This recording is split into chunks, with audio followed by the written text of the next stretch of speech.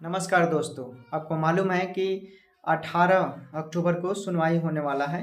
बिहार तकनीकी सेवा आयोग का एक स्टाफ नर्स का जो बहाली आया था 2022 में, वो अभी भी उसका केस सुप्रीम कोर्ट में चल रहा है और उस पर 18 अक्टूबर का सुनवाई होने वाला है। कई लोगों को सुप्रीम कोर्ट ने ऑर्डर किया था कि आप काउंटर फाइल कीजिए।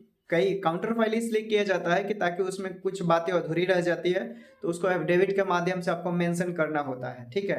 तो उसमें कई लोगों ने काउंटर फाइल लगभग लोगों ने कर दिया है, ठीक है। जब काउंटर फाइल हो जाती है तो एक डेट जो मिला हुआ है जिसका सीरियल नंबर 71 है, ठीक है, जो रजिस्ट्रार के पास डिस्कशन होने वाला है, ठीक है। रजिस्ट्रार के पास देखिए, रजिस्ट्रार जो दिया है ना, रजिस्ट्रार से वहाँ पर दिया हुआ है। बाकी जो भी आपके डिस्कशन वगैरह होंगे वो सब कोर्ट में ही होंगे, ठीक है। जज साहब तो सुनेंगे ना, रजिस्ट्रार जज थोड़े है, ठीक है।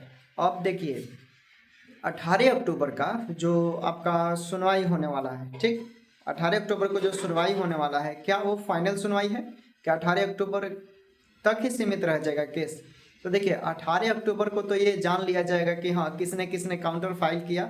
जिसको बातें बोला गया था, जैसे कि कॉन्टेक्ट बेसिस वाले में ऐसे कैंडिडेट है जिन्होंने एग्ज़ाम भी पास किया है, ठीक है। और उनका मतलब उसमें जो काउंसलिंग बेसिस की बात हो रही थी उसमें भी इनका चयन होने की संभावनाएं बन रही थी। तो भाई अब दोनों तरफ से एलिजिबल है तो आपको एक चीज़ दिखाना तो उचित नहीं है, दोनों चीज़ बताना पड़ेगा ना, क्योंकि यहाँ दो नियम है, एक एग्जाम बेसिस और एक मार्क्स बेसिस की बात हो रही है। तो अगर आप मार्क्स बेसिस वाले हैं तो आपने एग्ज़ाम भी दिया है, उसमें आप उत्तीर्ण भी हुए हैं। और ये मत भूलिए दोस्तों कि अभी हाल ही फिलहाल में नियमावली की जीत हुई है 2017 नियम की जेई को लेकर। जूनियर इंजीनियर बिहार तकनीकी सेवा आयोग ने 2019 में एक बहाली निकाला था। 6000 पदों पे, 6000 से अधिक पदों पे उसने बहाली निकाला था और उसमें उसने बताया था कि पहले मार्क्स बेसिस पर होगा, 2017 नियम से होगा, यानी इसमें एग्ज़ाम नहीं होगा, खुद बिहार सरकार ने बोला। लेकिन जब उसे लगा कि हम यहाँ पर गलत कर रहे हैं, चूँकि हमें अच्छे स्टूडेंट नहीं मिल पाएंगे, मेरिटेरियस की बात हो रही है तो वहाँ पर अच्छे स्टूडेंट नहीं मिल पाएंगे, इसलिए इसको हम क्या करते हैं, संशोधन करेंगे। उसने न्यूज़ कटिंग के माध्यम से ही छपवाया था, अखबार में एडवर्टाइजमेंट करवाया था कि हम एग्ज़ाम लेंगे, इसको संशोधन कर और इसमें फिर से अप्लाई होगा। ठीक प्रक्रिया जैसे एएनएम का यहाँ हो रहा है वैसे ही बीटीएससी जेई में भी हुआ, ठीक। लेकिन अब देखिए वहाँ पर ये प्रॉब्लम था कि फॉर्म अप्लाई हो गया था और मार्क्स बेसिस वालों का मेरिट निकाल दिया गया था, ठीक है। मार्क्स बेसिस वालों का मेरिट निकाल दिया गया था।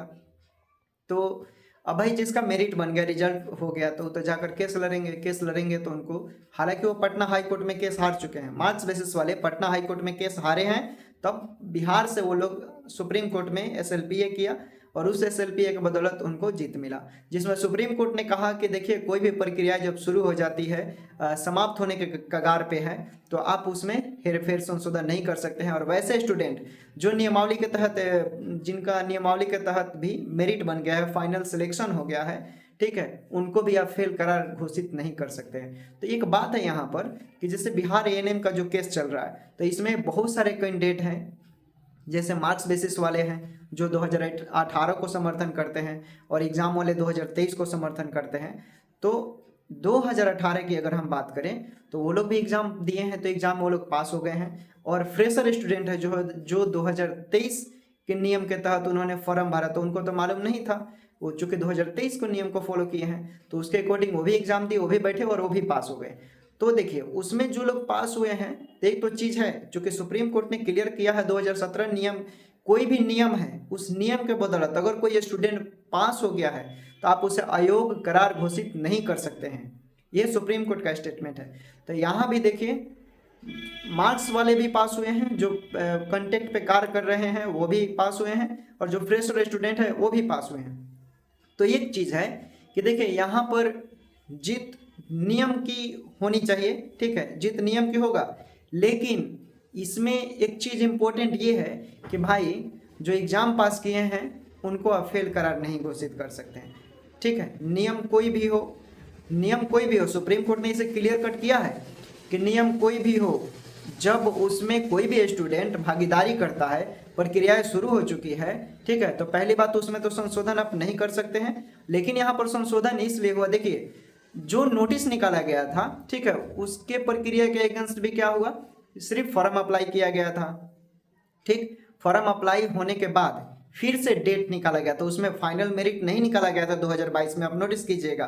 तो यहाँ पर संशोधन होना लाजमी है, ठीक है, क्योंकि संशोधन और नियम की जीत मैंने इसलिए बोला कि 2023 खुद एक नियम है दोस्तों, ठीक है, याद रखिए। नियम दो है, 2018-22 को प्रेफर करता है और 2023 जो है वो प्रेफर करता है 2023 के स्टूडेंट को जो एग्जाम वाले हैं। ठीक, तो इसमें एक चीज़ तो इम्पोर्टेंट है, आप समझ गए कि यहाँ का जो मैटर है वहाँ से थोड़ा सा डिफरेंस है, क्योंकि वहाँ पर फाइनल मेरिट तैयार हो चुका था मार्क्स बेसिस वालों के साथ, लेकिन यहाँ पर मार्क्स बेसिस वालों के साथ फाइनल मेरिट तैयार नहीं हुआ था।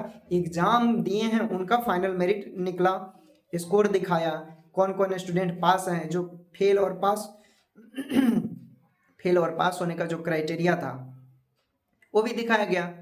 तो अब एक चीज़ है, अब 18 अक्टूबर को जो सुनवाई है, क्या वो 18 अक्टूबर को फाइनल होगा?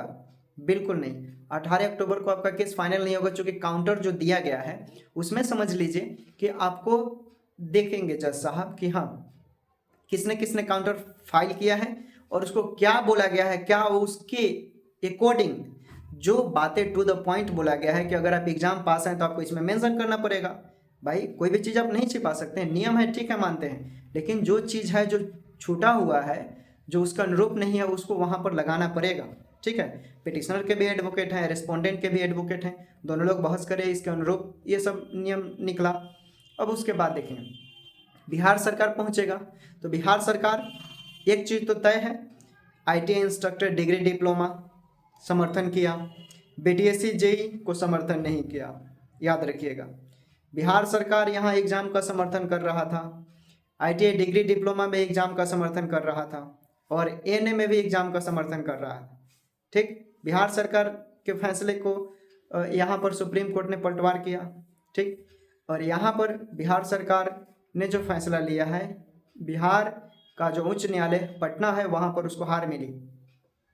ठीक, तो बिहार सरकार पहुंचा सुप्रीम कोर्ट, वो भी अपने मन से नहीं, फ्रेशर स्टूडेंट जो एग्ज़ाम वाले थे उन्होंने पहले SLPA किया, उनका टॉप लीडिंग केस हुआ, उसके बाद उसको नोटिस हुआ तो आया, चूँकि नौकरी तो बिहार सरकार को देना था, इसलिए अब 18 अक्टूबर का जो सुनवाई होने वाला है, तो देखिए अब कल 16 है। ठीक, तो बिहार सरकार के एडवोकेट से क्वालिफाई का जो टीम लीडर है वो लोग मिलकर कुछ अपडेट देने वाले हैं, और वो लोग बोला है कि स्टैंड BPSC यूट्यूब चैनल है, उस पर वो लोग लाइव भी आएंगे और कुछ बातें आप लोगों के समक्ष रखेंगे, क्या है क्या नहीं। अब जो भी हम चीज़ें बताएंगे ऑथेंटिक और एक एक सेक्शन के मुताबिक हमारी बातें होगी, लेकिन वो लोग जो बोलेंगे उनका आप सुन सकते हैं। ठीक है, क्योंकि हम एक यहाँ पर यूट्यूबर के माध्यम से अब बातें रख रहे हैं। ठीक है, जो भी होगा, जो ऑथेंटिक बातें होगा, जो चीज़ वैलिड होगा, उस चीज़ को हम भी समर्थन करेंगे। और दुनिया मेरिट की बात करते, एग्ज़ाम की बात करते, इसलिए हम भी एग्ज़ाम का समर्थन करते हैं और आपको इंतज़ार करना होगा 18 अक्टूबर को। हालांकि कल 16 है, कल 16 अक्टूबर को आपके क्वालिफाई के जो लीडर हैं वो लोग लाइव आएंगे। ठीक है, लाइव आएंगे तो आप लोग इंतज़ार कीजिएगा, कल हम लाइव दिखाएंगे, कुछ बातें हैं आप लोग के समक्ष वो लोग रखना चाहते हैं केस के रिगार्डिंग, चूँकि और चीज़ तो उन लोग के साथ नहीं है, लेकिन बिहार सरकार के एडवोकेट और बिहार सरकार का अनुरूप ही वो लोग बातें अपनी रख रहा है। बिहार सरकार है और कोई भी बिहार सरकार के अगेंस्ट में सोशल मीडिया पर पोस्ट नहीं किया जा सकता है, इसलिए उनके साथ जो भी बैठक होता है, चाहे वो लोग बात करता है लोग, तो मतलब डायरेक्टली मना कर दिए हैं कि अब सोशल मीडिया पर हमारी फ़ोटो वगैरह ये सब नहीं अपलोड नहीं करना है जब तक केस क्लियर नहीं हो जाता है। तो इसलिए ये सब बातें हैं, बाकी अब डिटेल बातें आप उनसे जान लीजिएगा कल लाइव जुड़ेंगे तो। और बात यही कहेंगे कि सुप्रीम कोर्ट ने एक फैसला सुनाया है नियमावली को लेकर, उसमें कि वैसे जो नियम चालू हो चुके हैं, शुरू हो चुका है और जिसमें प्रक्रियाएं लगभग के बराबर समाप्त होने वाली है, और उसमें जिनका फाइनल मेरिट तैयार हुआ है उनको आप आयोग घोषित नहीं कर सकते हैं दोस्तों। ठीक, यानी आप उसे फेल करार नहीं देंगे। तो मेरा प्रश्न यहाँ है आप लोगों से कि जो फ्रेशर स्टाफ नर्सिंग है, ANM जो एग्ज़ाम दिए हैं, पास हुए हैं 2023 नियम के तहत और 2022 नियम के तहत भी कई लोगों ने फॉर्म भरा, तो उसमें जितने भी लोग पास हुए हैं उनको फेल करार नहीं दिया जाएगा। इस चीज़ को आप नोटिस कीजिएगा। ये मैं बार बार बोल रहा हूँ इसलिए कि अगर जो भी एडवोकेट लोग हैं अगर मेरी बातों को वहाँ रखते हैं तो बहुत मदद मिलेगा, और मिलेगा ज़रूर, चूँकि सुप्रीम कोर्ट का एक ऑर्डर है, और सुप्रीम कोर्ट का कोई भी ऑर्डर होता है तो एक खुद का एक नियम बन जाता है। वो आप वहाँ पर पेश कर सकते हैं। नियम की लड़ाई है तो नियम की लड़ाई में ये सब चीज़ें उपयोगी हो सकता है। ठीक, बाकी जैसा होगा हम जरूर आप लोग के बीच आएंगे और बताएंगे। ठीक है, बाय बाय, अपना ख्याल रखें और देखते रहें स्टैंड BPSC।